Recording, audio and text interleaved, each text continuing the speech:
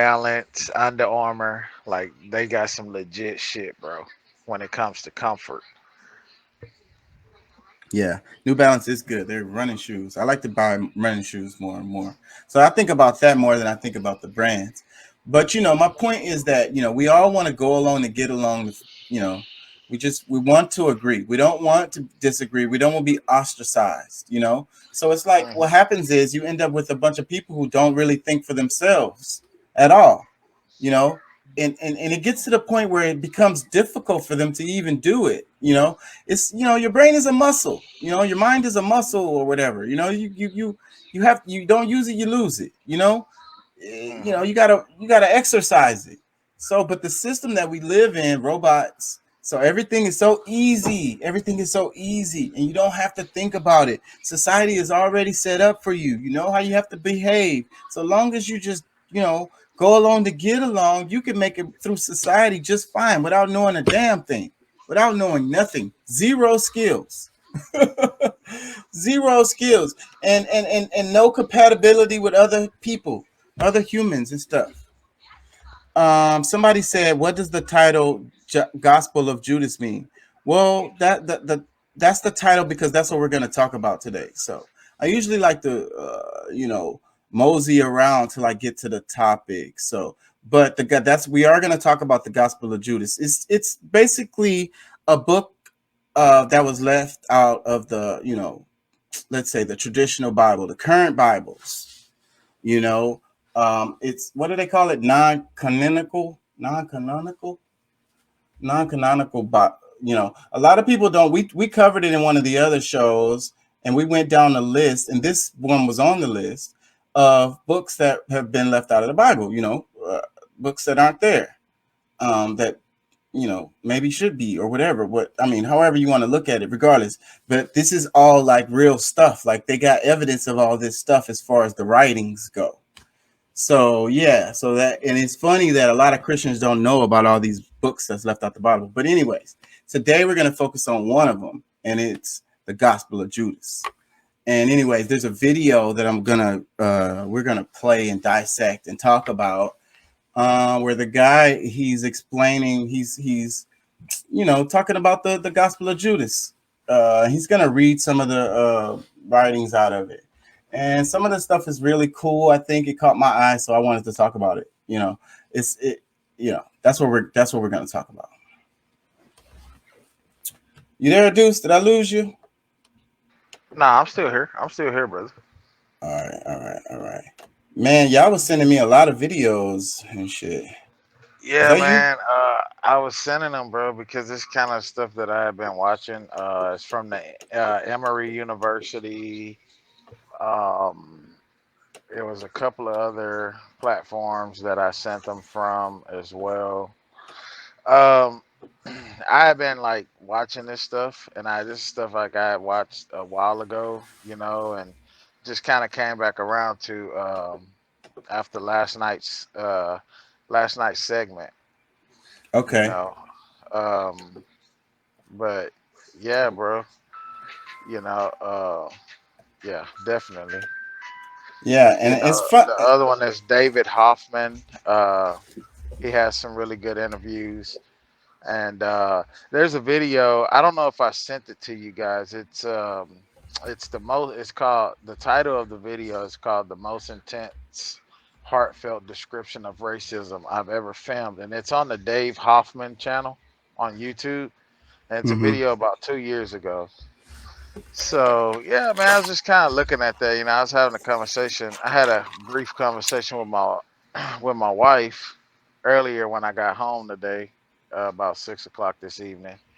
And I was telling her, like, it's crazy because, and I was telling you, like, I really don't watch those videos, but I know that it's something that we need to see, because we were talking about the Constitution and the Right. amendment, and I gave my opinion on how it was never intended to, and I talked to Pat about it a little bit too, how it was never intended to protect us as people of color, black and brown people. It, only where it benefits them, like in the sense of us going to the military for them or this or that. But we're seeing that there's so many uh, black and brown people that are no longer in the military or ex law enforcement that are being, that are having things done, horrific crimes, committed against them by police officers and stuff. And I was just, but anyway, I know I went in that a roundabout way, but I was having a conversation with her. It's like, man, I've never felt this type of anger and rage. And it's like, I just hope that I don't have to encounter a cop. It's Like, messed up, because man. it just makes me feel like, bro, because I don't know how I'll react. If I'll be good to live to see another day or if I'll be on trial. Because Like, if you're getting disrespected, and it's like it doesn't matter who disrespects you or treats you like you're not a human. Like that's what I be saying. The blindly following authority just because somebody has a badge or a robe on doesn't mean they're not a criminal and they're acting outside of the law. You know what I'm yeah, saying? And that's what the yeah. reality is. Like every man's autonomy, every man's respect. Respect for another human. It don't matter. Have nothing to do with your badge or your freaking label that you have. Let me read the comments right quick because I don't want to get behind. Facebook user says most books were left out because they thought it was too radical or mystical for people to comprehend. It says mostly Old Testament. I But that's before I you say, have a Pat, well, before you jump in, let me make the comment because I don't want to lose it. But yes, I mean, that's what they want you to think or whatever. That's how they say it. That's their excuse all the time. But I think it's more like a lot of these stories will lead you down a path of enlightenment that they don't want you to get, and that's why they left those books out. Go freedom. ahead, Pat. Yeah, that's more of what I was gonna say. But yeah, these are those books, like Judas or the Book of Thomas, the like Enoch. I mean, like all these different books, they would have given you a different perspective of the world than what they than they want the average person to see. Like they wanted to have control over you, so they didn't want to give you something that would free you. Yeah, and have That's your my take on it. yeah. That's real simple, and I would 100% agree with that. I mean, like open your mind more because really we're confined mentally, like the Matrix and All the right, Bible. is The this? Bible comment. Hold on. I'm behind. Facebook user. It's not an excuse. People barely believe the Bible now, and so what makes you think they would believe the other books? And most people don't even read the Bible. I'd agree with you that people don't really believe the Bible now, or maybe even back in the past. And most people don't even read the Bible. I'd agree with that. And then you said, so what makes you think they would believe the other books? Well, it's not about believing the other books. It's really about opening your mind because I'm gonna play this video, and if you haven't heard some of this stuff, I guarantee your mind gonna be opened up because they keep on using numbers like 12, and then they was using the number 13. The symbolism is crazy. And then when you talk about the summer, I mean the solar cycle, the zodiac, you know what I'm saying? It all of this starts to make sense. So then even the writings that's confusing, it still makes more sense because you're hearing these numbers. And then you put this stuff in perspective with the other stuff that you've read from the Bible, and then you have a really different look at Jesus. You have a real different look at Christianity, and you'll have a real different look at the world in general. The reason why I always go back to the Bible is because of the power that it has over people. You know what I'm saying? That gives it its relevancy. It's very relevant. It's probably the most relevant book. Like what book is more relevant than the Bible? Like regardless of how you feel about it, you know? It's a very relevant book. So that's the reason why I continue to go back to it because of all the power that it has over people. So, and I think that a lot of people just haven't taken the time to learn some things. So I'm always trying to get them to expand their perspective.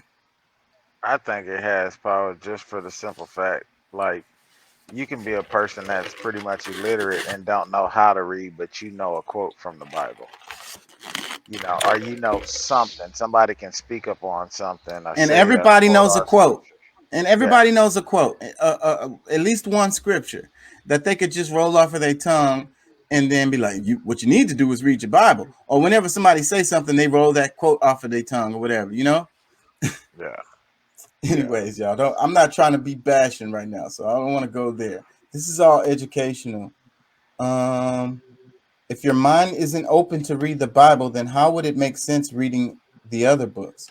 Okay, well, if that's fair, because if you don't want to read the Bible, don't read it, and don't read the other books either. Whatever. And what I always say is, the people that only read the Bible, like I'm like, there's a bunch of other books out there. Read some more books. You know what I'm saying? So focusing on the Bible is not what I'm trying to, you know, get on or whatever right now. That's not where I'm going with this, you know. But you have to dig through details to get anywhere. You know what I'm saying? You have to pick through the details, like the devil's in the details, the macro versus the micro, you know, and the intricacies of things is how you get a understanding of the big picture. Sometimes you have to go right down to the little details, and this is a little detail as far as the book of Judas. But it can help you understand the Bible as a whole. It can help you understand people in the world. He Exactly. says you can mix the world with the Bible. I don't get that one. It's contradictory to the truth in the word, which is why people are confused. Hmm. It's contradictory to the truth in the word, which is why people are confused. The point, the way the Bible has been assembled is purposely confusing. So I don't know if that's what your point was, but that's what it is. I used to be very, very religious, y'all. I really was, bro. I can write sermons right now to this day. And I remember being young. We went to church, you know, every day. It seemed like every day, early service, late service, what Bible study, choir practice, uh, the whole nine. Basically, is what I'm saying. So I remember back in the days reading the Bible and really trying to understand it, and having tears in my eyes, dropping out of my eyes onto the paper as I read, because of the frustration of not understanding it. And I was like, this is this something wrong with me? Like, what is wrong with me? Why can't I get this? So, but then years and years, some time goes by, and I go back and I look at it, and I really start to understand it. But that's when I understand that it's purposely confusing. It's purposely contradictory. It says God never intended for his people to be religious, just having a relationship with him. I would agree with that wholeheartedly. And that's kind of the point of this once I get into it. You there, Deuce? Yeah, I'm still here. This is obviously a hot topic. I probably should speed it up a bit. So, and I sent you a video about John Brown, because that's kind of similar to this topic. And then it's popped up on my feed, I guess because of the stuff we were doing, the other videos or whatever, because related to what we were talking about last night, and the Second Amendment, and you know racist undertones in the Constitution and whatnot. And then Hmm.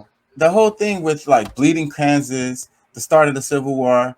So this video I was watching said that they think that John Brown kind of sparked the Civil War. You know, I um, got you. yeah, that was the crazy guy who thought he could get all the slaves to revolt with him, and he could bring about the end of slavery, like abolish slavery in that way by freeing the slaves. He ended up just dying, getting killed. He killed some people, but ended up just getting killed. But it was this was right after, I want to say, after the Haitian Revolution, so there was a lot of tension in the air and fear of a huge slave revolt, like a successful one, like the one in Haiti.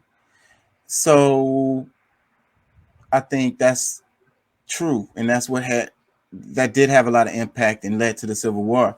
And bringing up the Civil War is just because, like, the way the world is today, like the way the United States is today, you got the Roe versus Wade thing. So the thing back when the states, when the Civil War, you had the free states and the states. So they had what was it? The line. What was the line, bro? That they split the United States up north and south, and it was like the ones above are non-slave states, and the ones below are slave states. Can't think of the name of that line right now. But anyways, that as the United States kept expanding west, and then it was like the compromise of 18 whatever. I can't think of. I don't want to say the wrong dates, so that's why I'm not saying them. But and then they made a decision that each new territory would choose to be a free state or a slave state, right? So, but then that's what really led down the road of the Civil War, because now you got states versus states, and people are rushing in, trying to make this a slave state or make it a free state or whatever, so you can tip the balance or whatever. So, but you got this slave state versus free state thing going on. You know what I'm saying? And it just bubbles over into the Civil War. So, however you want to look at it, that's what it was. So, today we have this you can get an abortion in this state and you can't get one in that state, and then you got another state saying we'll pay your legal fees and everything, and we'll be a sanctuary state for abortions. And then we got other states that say if you leave out of our state and go get an abortion, we still gonna persecute you. So these are the states versus the states. Do y'all hear what I'm saying? Like, Mm-hmm. and it's a real sensitive topic, one that leaves households cut in half. And slavery was another subject that was very similar like that. It would cut households in half, brother against brother, husband against wife. You know what I'm saying? And that's what I'm saying. So I'm not trying to be all scary, but that's just where my head is at on that. I'm about to go ahead and get into the gospel stuff because I think that's where everybody wants to go. Pat says there was more slave revolts in North America than anywhere else. Yeah, but how many of those were successful? I think we'd have to say a big fat zero. I don't know. You had maroon communities. You can call them successful, but they came back and got their ass later too. Shit. They ultimately didn't win. Anyways, I don't really want to talk about that because that shit is emotional. So we touched on that yesterday. Let's move on. I could talk about this stuff here without getting emotional. That stuff there is, whew, Lord. Okay, so this is this is a video that popped up on my feed. I don't even know this guy. I don't follow him or nothing, but his video is pretty good. I was watching it earlier, before I did the show. And the name of his channel is the Genetically Modified Skeptic. The name of the video is A Wild Story from a Gospel Excluded from the Bible, Gospel of Judas. So the reason why I want to talk about, I'm gonna play bits of this, and we're gonna talk about it because it's interesting, man. Maybe I should start. I'm gonna start off reading some comments underneath the video. Does it have a caption for this video? It does. Let me read the caption first. The caption is, the Gnostic Gospel of Judas shows fascinating contrast from the theology of Nicene Christianity. Early Christianity was diverse. Unlike how many Christian institutions proclaim today, when National Geographic published the Gospel of Judas in 2006, we were finally able to pull away from polemical works and answer the question, what did it really say? Why did Judas Iscariot betray Jesus? Who is sackless? What is Christian Gnosticism? The book gives us a unique perspective on those subjects. If you guys like this video, blah, blah, blah, blah. Okay, let me read the first comment underneath the video.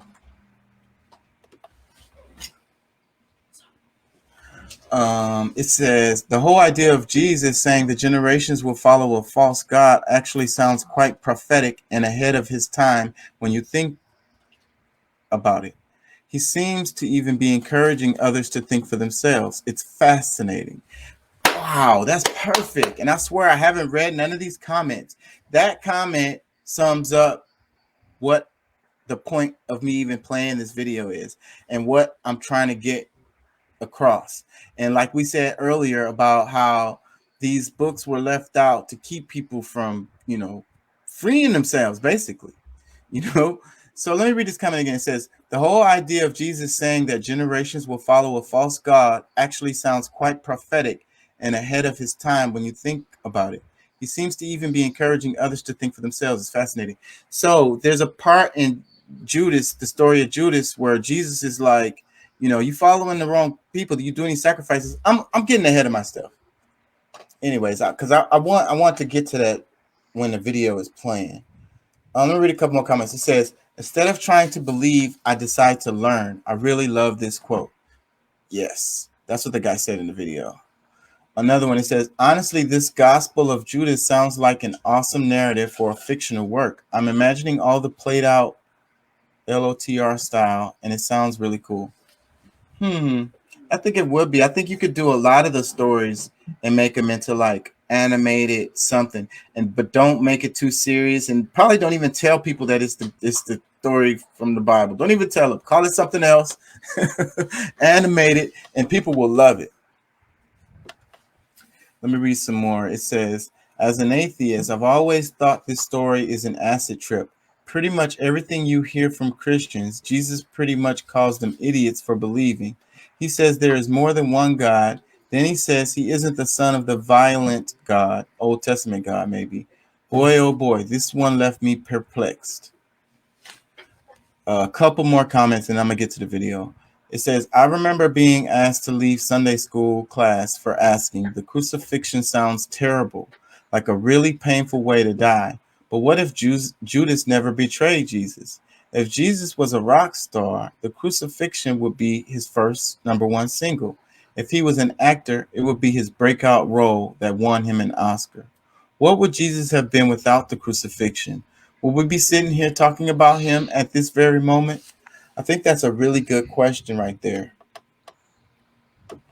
Let me read some more. It says, I don't even want to look it up. See, this is what scares me. Being ignorant is understandable, but being willfully ignorant is dangerous, stupid, and egoistic. Did they miss egotistic? They probably was trying to say. Let me read some more. It says, gotta love the biblical extended universe. Yes. Let me read some more. When I told my late wife about Lilith being Adam's first wife before Eve, she thought I made it up. I've read that the Catholic Church excised that passage because they felt that a woman shouldn't have free sexual will over her mate. If this passage was excised centuries ago, how many other chapters were erased because someone didn't like it? So do y'all know the story of Lilith? I talked about that in another show, and a lot of people don't know that story. So Lilith wasn't like Eve. Like, okay, so you got Adam and God. Let's say we're going by the story, y'all. Here's the story. You got Adam. God created Adam. Adam said, hey, I need somebody like me or whatever. So God was like, boom, I got you. So he created Lilith, and she was a mirror of Adam. Okay. So she was equal to Adam. She was made out of the same stuff that Adam was made out of. Okay. So, but then there's a story in there where it's like Lilith liked to be on top. Like she liked to have sexual control, she didn't really like to be submissive sexually. And Adam didn't like that. Adam was like, God, I don't like that. Can you give me another one? And so then that's where Eve comes in, because then she supposedly comes from Adam's rib. So therefore she's like submissive to Adam, like she's lesser than him. Just a little background story, y'all. Look it the hell up if you don't believe me. Let me play some of this. Yeah. Just woke up. Mad interesting to me. I was about to go to sleep and this just woke me up.